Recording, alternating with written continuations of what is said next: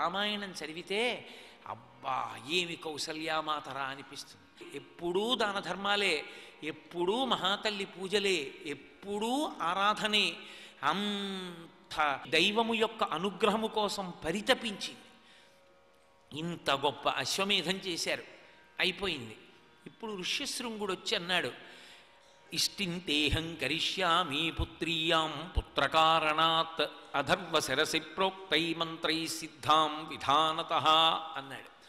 అధర్వ శిరస్సు అనబడేటటువంటి దానిలో ఉన్న కల్పమును ప్రయోగిస్తూ అందులోని మంత్రములతో నేను ఇప్పుడు పుత్రకామేష్టి చేస్తాను.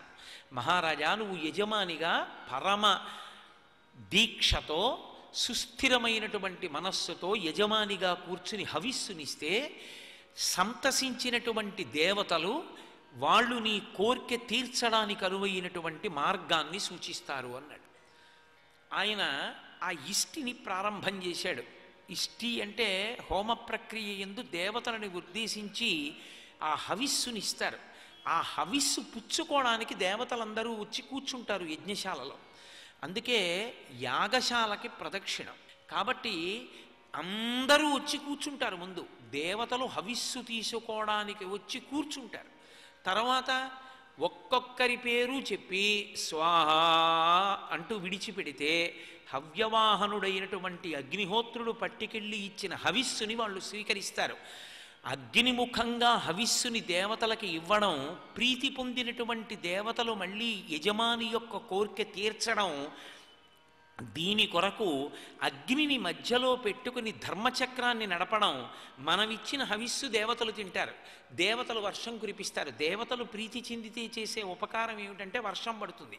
ఆ వర్షం పడితే మనకు అన్నం దొరుకుతుంది. మనం అన్నం తినే ముందు మనకి సమృద్ధి కలిగింది కాబట్టి మళ్ళీ మనం యజ్ఞం చేస్తాం. మళ్ళీ హవిస్సు దేవతలు పొందుతారు.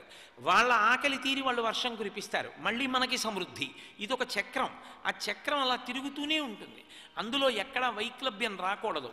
కాబట్టి దేవతలందరూ వచ్చి కూర్చున్నారు. తతో దేవా సగంధర్వా సిద్ధాశ్చ పరమర్షయః భాగం ప్రతిగ్రహార్థం వై. వాళ్ళు తమ తమ భాగములను తీసుకోవడం కోసమని తతో దేవా సగంధర్వా సిద్ధాశ్చ పరమర్షయః అన్నారు మహర్షి. దేవతలు, గంధర్వులు, సిద్ధులు, మహర్షులు ఆ యజ్ఞ వాటమునందొచ్చి కూర్చున్నారు. ఒక్కొక్కరిని పిలిచి హవిస్సిస్తున్నాడు. ఆ యజ్ఞం పూర్తయింది. ఆ ఇష్టి, పుత్రకామేష్టి పూర్తవుతోంది. అకస్మాత్తుగా అందులోంచి ఒక పురుషుడు ఆవిర్భవించాడు. ఏ ఆశ్రమంలో ప్రవేశించినా ధర్మం కోసమే. కాబట్టి ఆయన ఆ పుత్రకామేష్టి పూర్తి చేస్తుంటే దుందుభి వంటి కంఠధ్వనితో నల్లని ఎర్రని బట్టలు కట్టుకున్నవాడై, పర్వత శిఖరం ఎలా ఉంటుందో అటువంటి స్వరూపంతో ఒక దివ్యమైనటువంటి పురుషుడు ఆ యజ్ఞగుండంలోంచి ఆవిర్భవించి పైకి లేచాడు. ఆయన చేతిలో ఒక బంగారు పాత్ర ఉంది, కలశ. అది పట్టుకుని అన్నాడు, ఇదంతు నృపశార్దూలాపాయసం దైవ నిర్మితం ప్రజాకరం గృహాణత్వం ధన్యమారోగ్యవర్ధనం భార్యాణామనురూపాణాం మస్నీతీతి ప్రయచ్చవై అన్నాడు. ఓ దశరథ మహారాజా, ఇది ఇదంతు నృపశార్దూలాపాయసం దైవ నిర్మితం. ఇందులో పాయసం ఉంది. ఇది దేవతల చేత తయారు చేయబడింది. ఈ పాయసాన్ని పుచ్చుకున్న వాళ్ళకి ప్రజాకరం సంతానం కలుగుతుంది. గృహాణత్వం ధన్యమారోగ్యవర్ధనం, ధన్యత పొందుతారు, ఆరోగ్యము నిలబడుతుంది. అంత గొప్పదైన ఈ పాయస పాత్రని నీ చేతిలో ఉంచున్నాను. నువ్వేం చేస్తావో తెలుసా? భార్యాణాం అనురూపాణాం మస్నీతీతి ప్రయచ్చవై. నీ యందు అనురక్తలై ఎవరి వలన సంతానమును నువ్వు పొందితే ఆ సంతానము ధార్మికమైన సంతానమని లోకము కీర్తించి నువ్వు పితృరం నుంచి విముక్తుడవుతావో, వంశం నిలబడిందన్న సంతోషం నీకు ఉంటుందో, అటువంటి క్షేత్రముల యందు నువ్వు ఈ పాయసాన్ని పంచిపెట్టు అన్నాడు. వెంటనే కౌసల్యకి, సుమిత్రకి, కైకేయికి పాయసాన్ని పంచిపెట్టాడు. ముగ్గురు పత్నులు పాయసాన్నం స్వీకరించారు. సంతోషంగా అంతఃపురానికి తిరిగి వచ్చారు. ఎంత సంతోషంగా ఉన్నాడు ఇప్పుడు దశరథ మహారాజు. ఇంతకుముందు ఏది లేదో అదొక్కటి ఇప్పుడు కలుగుతోంది. ఇప్పుడు ఆయన ఆనందానికి అవధి లేదు. తతశ్చద్వాదశే మాసే చైత్రే నామమికే తిథౌ నక్షత్రేదితి దైవత్యే సోచ్ఛ సంస్థేషు పంచషు గ్రహేషు కర్కటే లగ్నే వక్పతాం బిందునా సహ ప్రోద్యమానే జగన్నాథం సర్వలోక నమస్కృతం అంటారు. ఆయన మహానుభావుడైనటువంటి రామచంద్రమూర్తి కౌసల్యాగర్భంలో పెద్దవాడిగా పునర్వసు నక్షత్రంలో కర్కాటక లగ్నంలో చైత్రమాసంలో శుక్లపక్షంలో నవమి తిథి నాడు శుక్రశని తర్వాత కుజుడు సూర్యుడు మొదలైనటువంటి 5 గ్రహములు ఉచ్ఛలో ఉండగా మిట్ట మధ్యాహ్నం వేళ ఆవిర్భవించాడు. సర్వలోక నమస్కృతం, అన్ని లోకముల చేత నమస్కరింపబడవలసినటువంటి జగన్నాథుడైనటువంటి శ్రీ మహావిష్ణువు రామచంద్రమూర్తి అన్న పేరుతో చిన్న ప్రాకృతమైనటువంటి బాలుడిగా ఆ కౌసల్యాగర్భము నుండి జన్మించాడు.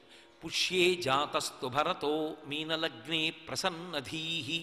పుష్యమీ నక్షత్రంలో మీనలగ్నంలో కైకమ్మకి భరతుడు జన్మించాడు. రాముడి తర్వాత పెద్దవాడు భరతుడు, అందుకని యువరాజు భరతుడు తప్ప లక్ష్మణుడు కాడు. లక్ష్మణుడు యువరాజు అనుకుంటే అది పొరపాటు. లక్ష్మణుడు యువరాజు కాదు, భరతుడు యువరాజు. కాబట్టి మీనలగ్నే ప్రసన్నధీహి. ఆ తర్వాత ఆశ్లేష నక్షత్రంలో లక్ష్మణ శత్రుఘ్నులు ఇద్దరూ కూడా చాలా గొప్పది మహాతల్లి సుమిత్రాదేవికి కుమారులుగా జన్మించారు. ఇప్పుడు 4 కుమారులు 4 ఉయ్యాలలో చూసుకున్నట్ట దశరథ మహారాజు. 4 బాహువులతో ఉన్న శ్రీ మహావిష్ణువు ఎలా సంతోషిస్తాడో అలా సంతోషాన్ని పొందాట. ఒక తండ్రి ఆనందం అంటే ఏమిటో చెప్పారు మహర్షి. తన కొడుకు తనకి బాహువు, చిన్నతనంలో తన వేలిచ్చి నడిపిస్తాడు, చెయ్యి పట్టి నడిపిస్తాడు. అదే తండ్రి పెద్దవాడైపోయిన తర్వాత కొడుకు నాన్నగారండి అని చెయ్యి పట్టుకుని నడిపిస్తాడు. ఐశ్వర్యములలోకెల్లా ఐశ్వర్యం ఏది అంటే పుత్రగాత్ర పరిష్వంగం. ఎంత బాధలో ఉన్నా ఆ కొడుకు కనపడేటప్పటికీ వాడిని కౌగిలించుకుంటే తండ్రి ఎంత తృప్తిని పొందుతాడో, ఎంత ఆనందాన్ని పొందుతాడో. అందుకే వృద్ధాప్యం వచ్చిన తరువాత ఒక్క చూరు కింద ఒక ఇంట్లో తండ్రి కొడుకు కలిసి ఉండడం అది లభించమంటే లభించే ఐశ్వర్యం కాదు. ఒక వయసు వచ్చేసిన తరువాత ఆ కొడుకుతో కలిసి ఉండడంలో ఉండేటటువంటి ఆనందం అటువంటి. ఆఖరికి ప్రాణోత్క్రమణం అయిపోతున్నప్పుడు కూడా ఆ కొడుకు కనపడితే వాడి తొడ మీద తల పెట్టుకుని ఆఖరి ఊపిరి విడిచిపెట్టేస్తుంటే ఊపిరి అందక కొట్టుకుంటున్నప్పుడు కూడా ఆ కొడుకు యొక్క తొడ స్పర్శ ఎంత గొప్పదో. ఇన్ని ఉండనివ్వండి తండ్రికి తృణప్రాయం, ఆ కొడుకు కనపడనివ్వండి ఎంత సంతోషం.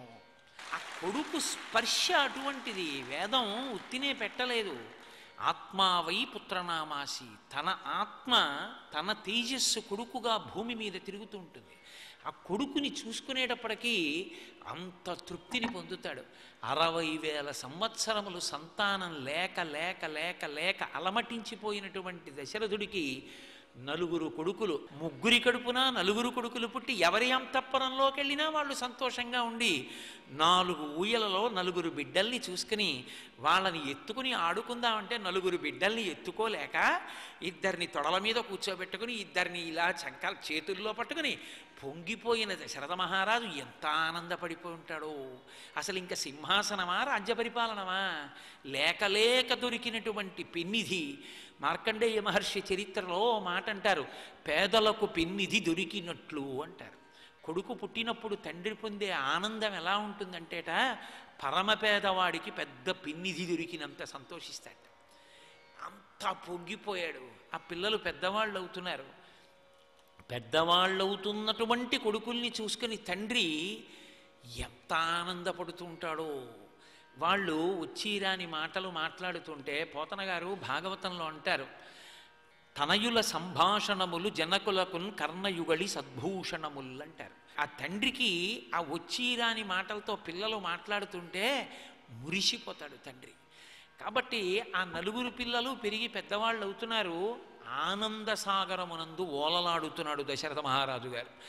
ఆ పిల్లలు పెరిగి పెద్దవాళ్ళు అవుతున్నప్పుడు మళ్ళీ అందులో వాళ్ళ యొక్క బుద్ధి వికసనము, విద్యాభ్యాసము, గురువుల పట్ల చూపించవలసినటువంటి మర్యాద, ఇందులో ఎక్కడైనా తేడా ఉందనుకోండి, వాళ్ళు సక్రమమైనటువంటి బుద్ధిమంతులుగా పెరిగి పెద్దవాళ్ళు కాకపోతే తండ్రి చిన్నబుచ్చుకుంటాడు. పుట్టిన నలుగురు కొడుకులు గుణవంతులైతే, పుట్టిన నలుగురు కొడుకులు మత్సలేని వాళ్ళైతే ఎంత సంతోషంగా ఉంటుంది ఆ తండ్రికి. మహానుభావుడు వాల్మీకి మహర్షి అన్నారు, తే యదా జ్ఞాన సంపన్నా సర్వై సముదితా గుణై హ్రీమంత కీర్తిమంతశ్చ సర్వజ్ఞా దీర్ఘదర్శిన అన్నారు. అది పిల్లల యొక్క గొప్పతనం. అంటే పిల్లలకి ముందు ఉండవలసినటువంటి లక్షణం ఏమిటో చెప్పారు. వాళ్ళు తే యదా జ్ఞాన సంపన్నా, చక్కగా గురువులు ఏది చెప్పారో దాన్ని జీర్ణం చేసుకున్నారు, లోపల పట్టించుకున్నారు, అనుష్ఠాన క్రమంలోకి తెచ్చుకున్నారు. సర్వై సముదితా గుణై హ్రీమంత కీర్తిమంతశ్చ. ఇది వృద్ధిలోకి వచ్చేటటువంటి వ్యక్తికి ఉండేటటువంటి లక్షణం, పతనమైపోయే వ్యక్తిలో ఉండని లక్షణం. యాదేవీ సర్వభూతేషు లజ్జారూపేణ సంస్థిత నమస్తస్యై నమస్తస్యై నమస్తస్యై నమో నమః అంటాం. హ్రీమంత కీర్తిమంతశ్చ. వాళ్ళు చాలా సిగ్గుపడుతుండేవారట పిల్లలు. ఎందుకు సిగ్గుపడ్డాం అంటే ఏదో ఎవరో వచ్చారని చెప్పి సిగ్గుపడ్డం కాదు. సముద్రం అంత గాంభీర్యం ఉన్నవాళ్ళు. వాళ్ళకి సిగ్గంతా ఎందుకంటే ఎక్కడైనా మనం ఏదైనా గురువుగారు చెప్పినటువంటి విషయాన్ని ఆచరణ చెయ్యడంలో ఎక్కడైనా కించెత్తు తేడా వస్తోందేమో, అలా ఉండట్లేదేమో, నాన్నగారు పరిపూర్ణమైన సంతోషం పొందేటట్టుగా మనం ప్రవర్తించట్లేదేమో, సిగ్గుపడిపోయేవారట వాళ్ళు. అసలు ఆ సిగ్గుపడిపోవడం అన్న లక్షణం ఒకటి ఉంటే అసలు ఆ పని చెయ్యడం పట్ల అనురక్తి అన్నది ఎప్పుడో అప్పుడు చచ్చిపోతుంది. చిన్న పొరపాటు ఆలోచన మనసులోకి వచ్చినంత మాత్రం చేత సిగ్గు చెందడం, చిచి ఇటువంటి ఆలోచన రాకూడదనుకోవడం, అటువంటి పని నేను చెయ్యకూడదనుకోవడం వృద్ధిలోకి వచ్చేటటువంటి వాళ్ళ యొక్క లక్షణం. హ్రీమంత కీర్తిమంతశ్చ. కీర్తిమంతులవుతున్నారు. తండ్రికి ఇంతకన్నా కావలసిందే ఉంది? ఎవరో కనపడి ఎవరో వచ్చి, ఏమి కొడుకుని కన్నావయ్యా, ఎంత గొప్ప కొడుకయా, మహానుభావుడయా అన్ననాడు కదూ సంతోషం. అందుకే లోకంలో చూడండి, ఒక మహాత్ముడైన వాడు కనపడ్డాడు అనుకోండి, వెంటనే ఒక మాట అంటారు, ఏ తల్లి కన్న బిడ్డవో అంటారు. ఎందుకని? ఇంకా ఆ పిల్లవాని యొక్క జననమునందు పురుషుని యొక్క శ్రమయందు ఆనందమున్నది. కానీ స్త్రీ పాత్రలో విశేషమైన ఖేదమున్నది. పునర్జన్మతో సమానమైనటువంటి ప్రసవ వేదన అనుభవించి ఎంతో నెత్తురు పోగొట్టుకుని ఎన్నో ఉపవాసాలు చేసి ఎంతో పథ్యం చేసి ఆ పిల్లాన్ని బతికించుకుంది. నీ తల్లి అంత ప్రసవ వేదన పొందినందుకు సార్థక్యం వహించిందయా, నీలాంటి కొడుకు పుట్టాడంటారు. అందుకే ఏ తల్లి కన్న బిడ్డో అంటారు. సర్వం శ్రీ ఉమామహేశ్వర పరబ్రహ్మార్పణమస్తు. స్వస్తి.